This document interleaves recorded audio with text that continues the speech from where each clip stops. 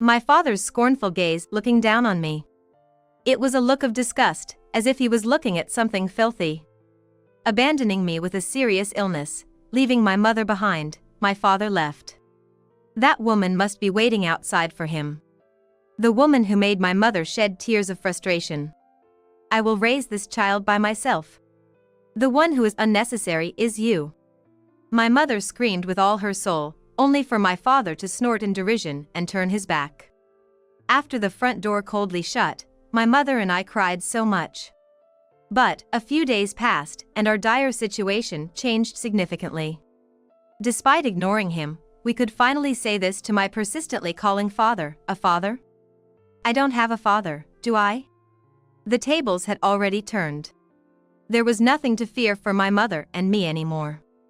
I'm coming over now, barked the man who used to be my father. My mother and I decided to wait for him with a trap set. My name is Allie.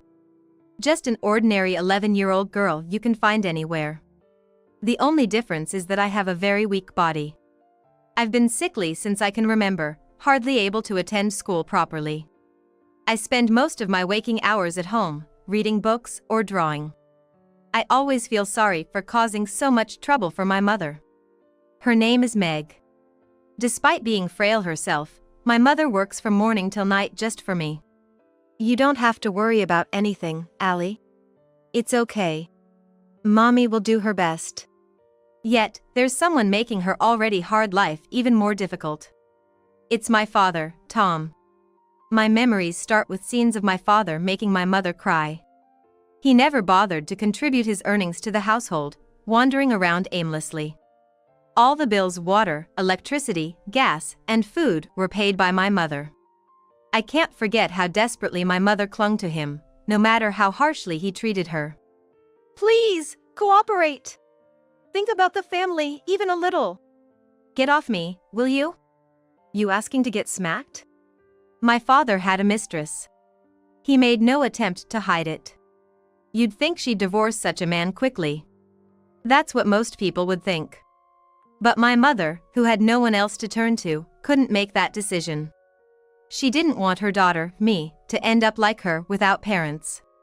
It seems that was her thought. My cowardly father knew this well and used it to torment her at every opportunity. You don't want Allie to grow up with just one parent, do you? Then don't interfere with what I do. Is that something a father would say? You're truly the worst. Shut up. Hey, you get it, right? Don't you dare go crying to my relatives or your coworkers. Make one weird move, and it's divorce for us. Then, Allie will end up with just one parent. I felt more like a hostage than a daughter. As I grew up, I started to hate my own weakness more and more. If only I were stronger, I could have stood up to my father with my mother. To make matters worse, not only was his character the lowest, but he also loved alcohol and gambling. This always seemed to leave him short on cash, and apparently, he caused trouble at work too. As far as I know, he changed jobs 5 times. All he ever did at home was complain about his colleagues. Everyone's an idiot. Just you wait, you bunch of losers. My father would go to work hungover and make big mistakes. Then, he'd try to relieve the stress he accumulated at work with gambling. Whenever he lost, which was often, he'd take his frustration out on my mother. He frequently snatched her purse to grab the money. Stop! How are we supposed to live this month without that money? Shut up. If you need money, go sell your clothes or something. When my parents argued, I would always shrink into a corner under the covers. Like waiting for a storm to pass, I plugged my ears, closed my eyes, and just shivered. After a while, the sound of the front door slamming shut echoed, followed by my mother's sobbing. By that time, my pillow was usually wet with tears. I couldn't stand the situation I was in. With red, tear-stained eyes, my mother would come into my bedroom. Allie, sorry for the noise, okay? She always had a brave smile on her face. What else could I have done but smile back and say it was okay? One day, I found something terrible on my mother's head and involuntarily raised my voice. Mom, your head! Your hair! Oh, this. I'm sorry, it's unsightly. A big patch of hair had fallen out from my mother's head.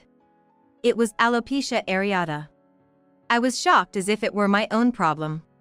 What shocked me more was that it wasn't the first time she had lost her hair.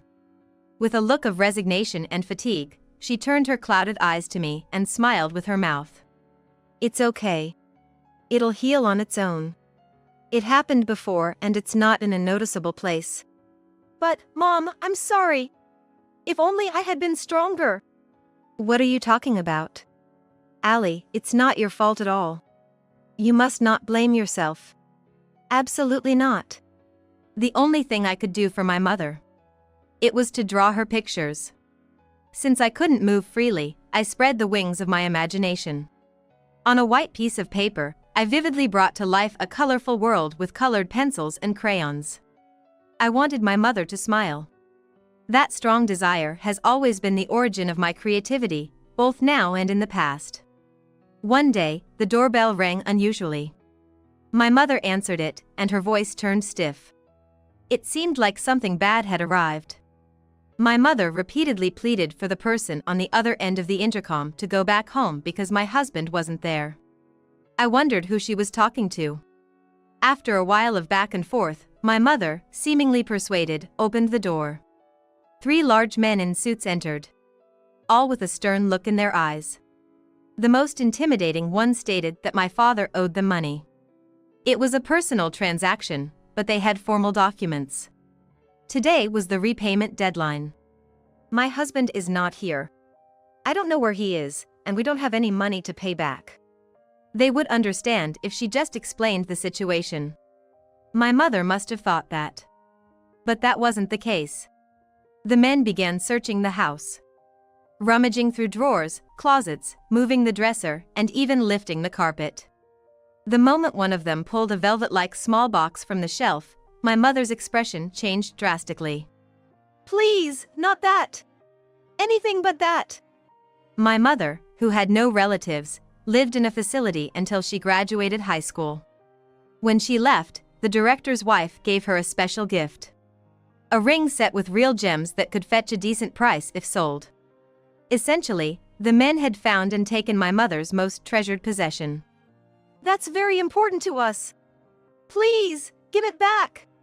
No matter how much my mother resisted, the men were unmoved. They continued overturning the room, looking for anything that might be worth some money. My mother was wailing like a child. It was the first time I'd seen her so distraught. After the men left, my mother collapsed in the cluttered room, her head bowed for a long time. Suddenly, she started throwing whatever she could find around her. Crying. Growling. It was terrifying, as if something she had been holding back had suddenly erupted. My mother was raging like a madwoman. When I hugged her from behind, she came back to herself and began to sob softly. I'm sorry. Allie, I'm sorry. You haven't done anything wrong, Mom. It's okay. It's gonna be okay. The next day, after the cleanup was completely done, my father returned to the room in a better mood than usual. Astonishingly, he brought a woman with him. She looked feisty and flashy. Sorry for the mess, Julie. Meg, make some tea. Allie, you're in the way. Go somewhere else. Oh, is this the sick daughter? You better not drag your dad down. My drawing lay in the corner of the room. Julie, the woman, picked it up without permission. She wouldn't give it back even when I reached for it. Finally, she tossed it aside. Such a terrible drawing. No talent. This belongs in the trash. That was the first critique I ever received on my drawing from someone else. I remember being deeply hurt by Julie's mocking attitude. Even at a young age. Neither Julie nor my father openly acknowledged their relationship, but it was clear to see. They were unmistakably lovers. Having a partner who brings his mistress home. And then being made to serve tea for her. I can't even begin to imagine the humiliation my mother felt. And then, seizing a moment's distraction, my father swiped the wallet from my mother's belongings. No. Not that money. That's absolutely off limits. Idiot. If you don't want it taken, you should have kept it safe. That's for Allie's hospital bills. Please, just not that. My mother desperately tried to take back the money. My father mocked her as he ran around the room, eluding her. Watching them, Jolie laughed heartily. It was a nauseating scene. Hey, Jolie, let's go out for a drink. It's suffocating to stay here. Then bye-bye. Make sure you save up some money, okay? My father, turning my mother's hard-earned money for my hospital bills into drinking money for him and his mistress. Normally, I don't think anyone could do such a thing. But my father was different. He must not care what happens to my mother or me. Roughly pushing my crying mother aside, he left with his mistress. It was right after I turned 11. My health took a turn for the worse. I started getting fevers more often and couldn't get up due to pain all over my body. Taken to the hospital by my mother, I was diagnosed with a frightening illness. Childhood cancer? Me? My mother must have heard everything from the doctor first. Her eyes were wet with tears. Her makeup running. Why does it have to be me who suffers like this? Things are only going to get worse, with more difficult treatments and rising medical bills. And my mother will work herself to the bone for it. But then my father will just spend that money on drinks. Frankly, our future looked bleak. It was so bad, it was almost laughable. But I didn't lose my composure. Instead, I felt a newfound resolve. What about painting? Can I still paint even with childhood cancer? The doctor confidently said I could. He even suggested not just displaying my paintings but selling them. We live in an era where individuals can connect with people all over the world and promote themselves. There are countless avenues for selling artwork. The doctor, who liked paintings, said he'd buy one if I ever decided to sell. I have lots of my paintings at home. It never occurred to me to put a price on them and sell them. My mother and I immediately started gathering information about selling paintings and registered on internet sites. There were auction-style sites as well as sites for gathering fans and patrons. A few days later, my father, who had been away from home for a long time, came back. It seemed he came to pick up some clothes. He began packing his bag in silence. When I revealed that I had been diagnosed with childhood cancer, my father actually snorted in disdain. So, it's the end for you then. You'll be dying soon. How could you say such a thing to your own daughter? It's the truth, isn't it? Lucky you, Meg. You'll be rid of the burden soon. Enough is enough. My father stood up, looking down on me with a scornful gaze. It was a look of disgust, as if he was looking at something filthy. Abandoning me with childhood cancer, leaving my mother behind, my father left. Jolie must be waiting for him outside. The woman who made my mother shed tears of frustration. So long, Allie. A sick kid like you is no child of mine. It would have been better if you never existed. I'll do what I want, so you two do whatever you want as well. I will raise this child by myself. The one who is unnecessary is you. My mother's soulful cry was met with my father snorting in derision and turning his back. After the front door coldly closed, my mother and I hugged and cried together. But actually, those tears were of joy for being freed from such a worthless man. One day, while I was drawing in my room as usual, my mother received a call from my father on her cell phone after a long time. He wanted to talk to me. I put down my pencil and answered the phone. My father's voice sounded unnaturally cheerful, almost frivolous. Hey Allie.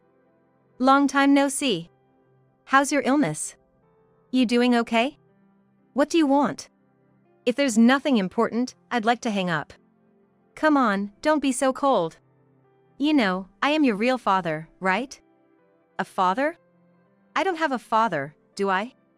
I could hear him clicking his tongue over the phone, obviously irritated by my response. How selfish can a man be? I was getting tired of this conversation. Just be honest, will you? You found out my paintings are selling for a lot, didn't you? Yeah. That seems to be the case. Allie, you really have talent for painting. There was a TV interview, right? I saw it. The girl who continues to paint despite battling illness, was it? Man, as a father, I was so proud. Indeed, my artwork is currently receiving global recognition. It was the result of selling my work online, encouraged by my doctor. The more I posted, the higher the prices my paintings fetched at auctions. My bank account started receiving unbelievable amounts of money every month.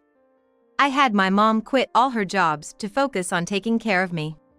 We spent more time together, and her health visibly improved. Everything was going well. I had long anticipated that my father would contact us eventually, trying to flatter us into giving him a taste of the good life. You're also streaming your drawing process, right?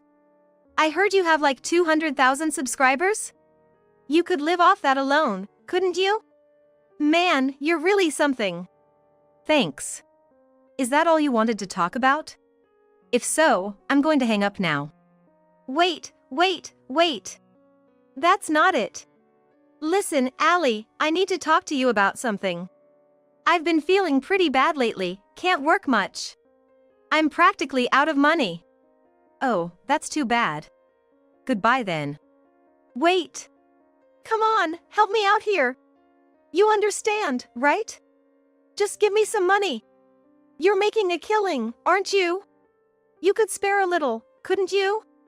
What a pathetic man. Does he have no shame? Looking down on me like I was something filthy and abandoning me. And now that the winds have changed, he comes crawling back.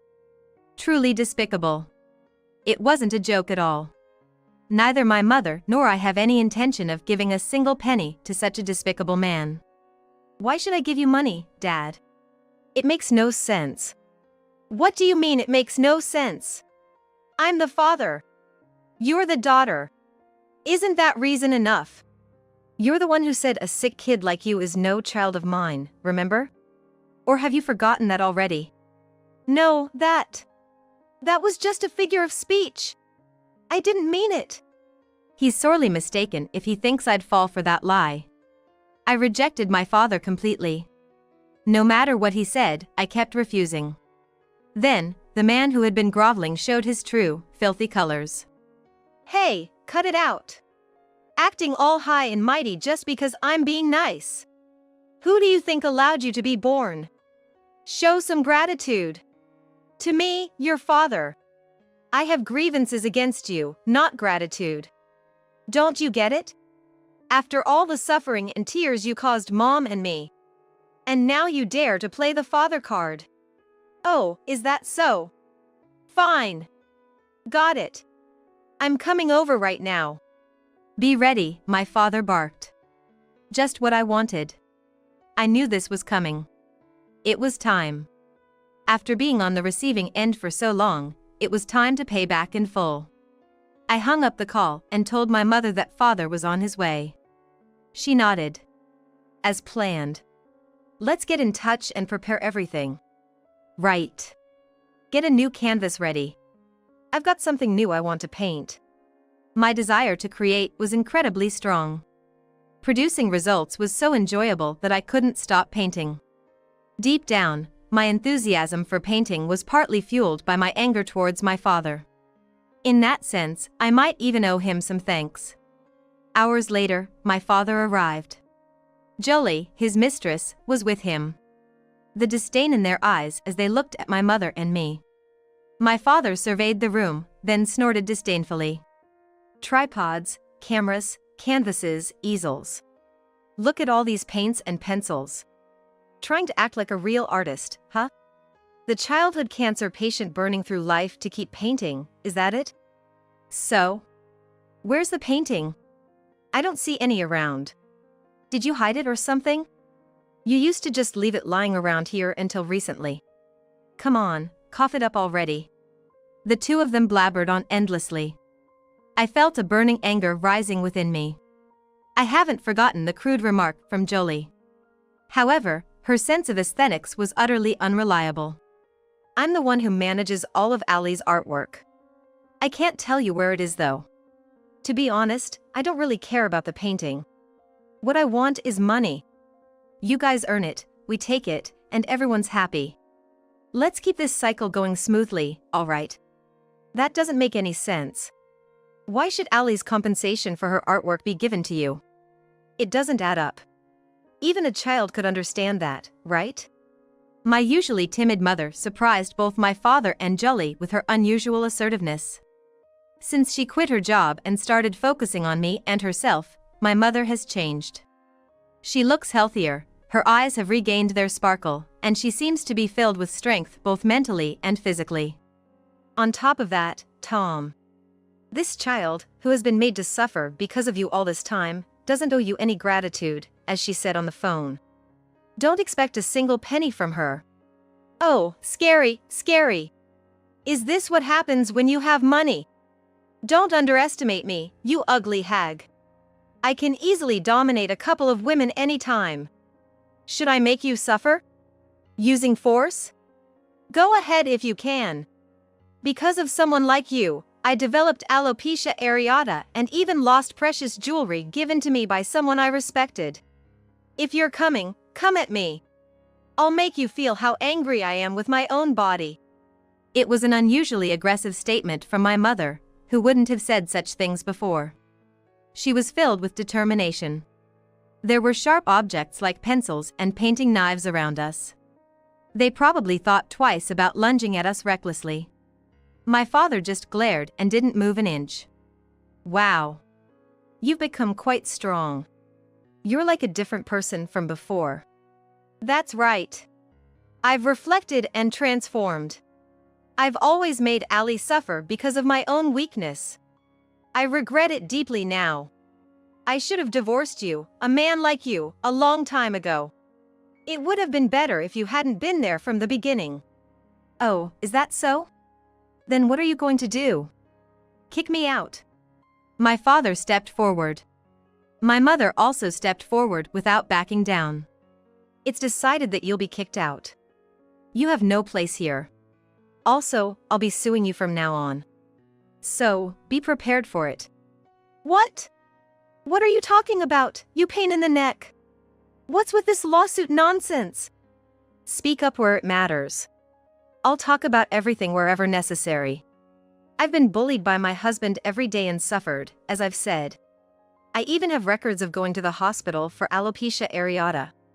There's no escaping this, so be prepared. We have plenty of money for the lawsuit. Through managing the artwork and finances, I've come to know some excellent lawyers. Plus, I'm somewhat of a celebrity now. There's no way they can harm my mother and get away with it. Basically, my father has been losing from the start. He doesn't stand a chance against us now. It seems he finally realized this as he started to laugh weakly. Don't be so angry. I get it. I don't want to make a big deal out of this. I'll stop with the force. I don't want to get caught by the police or stabbed from behind by Allie's fans. So what are you going to do? There's no other option but to leave, is there? Don't be so cold. Think about it, didn't I occasionally do fatherly things? Brought home souvenirs, praised the meals, and even contributed money to the house now and then. Isn't that right? Give me some credit for that. Credit him? How shameless can he get? Because of my father, my mother and I have been through so much pain and cried daily. Memories of misery are all we have. I don't recall him ever doing anything fatherly. But as things stood, it seemed like my father and Jelly wouldn't move unless we told them to leave. My mother and I exchanged looks. We decided to let father and Jelly self-destruct by fighting each other. Fine. I get it. I'll give you one of my paintings. Really? Awesome, Allie. You're such a sweet daughter. Thank you. Allie dear. So, where is it? Where's the painting? My father and Jolie looked around, their eyes filled with greed. I felt a strong disgust towards them. It's not here, and I haven't decided which one of you would get it. What? Choose one of us? Obviously, it should be me, her father. Huh? Weren't you just told not to act like a father? I have a right to receive it too. After all, I've never done anything to make Allie dislike me. My father tried to come closer to me. But Jolie obstructed him. Just as expected. Both of them were only thinking about their own benefit. The ugly fight between the two, who were in an affair, began. Listen to this. Tom is the worst. He's been seeing other women behind my back. And he has the nerve to act all high and mighty. You're one to talk. You're doing the same thing. You have a husband, don't you? Just because he's on an assignment abroad, you go flirting around. I don't care. He's probably doing the same, so it's fair. The ugly argument between my father and his mistress continued. I became so disgusted watching them. To think that I share the same blood with such a person. I felt like I wanted to replace all my blood with something else. My mother was thoroughly fed up. Her eyes had fully awakened. Why does she ever married such a man? She must think so. It was at that moment my mother's phone rang.